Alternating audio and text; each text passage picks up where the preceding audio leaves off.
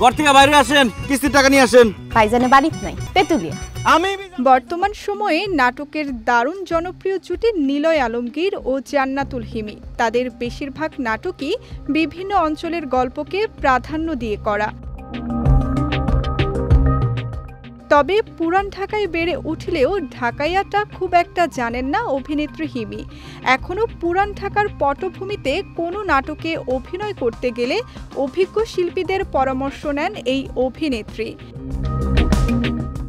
তবে হিমি ঢাকার ভাষা বলতে না পারলেও অন্য অঞ্চলের ভাষা বেশ ভালোই জানেন বলা চলে। নাটকে অভিনয় করতে গিয়ে পাবনা, বরিশাল সহ বিভিন্ন অঞ্চলের ভাষাও শিখেছেন তিনি।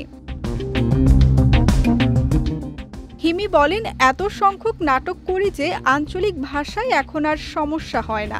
শুটিংয়ে সবসময় শেখার মধ্যে থাকি। কোনো লাইটম্যানও যদি অভিনয় নিয়ে কথা বলেন, তার কাছ থেকে শেখার চেষ্টা করি।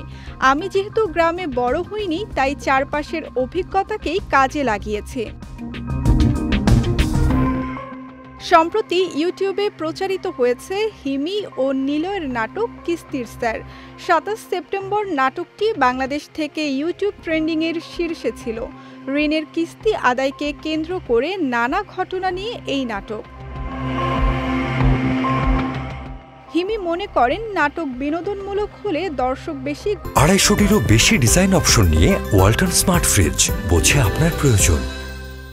গ্রহণ করেন, কিন্তু ঘটনাগুলো দর্শকের পরিচিত হতে হবে। বেশিরভাগ দর্শক কী পরিস্থিতির মধ্যে রয়েছেন, কি ভাবছেন, এসব জানা জরুরি। সেই বিষয়ের মধ্য দিয়ে যদি কোনো বার্তা দেওয়া যায়, তাহলে সেই কাজকে আরোপিত মনে হয় না।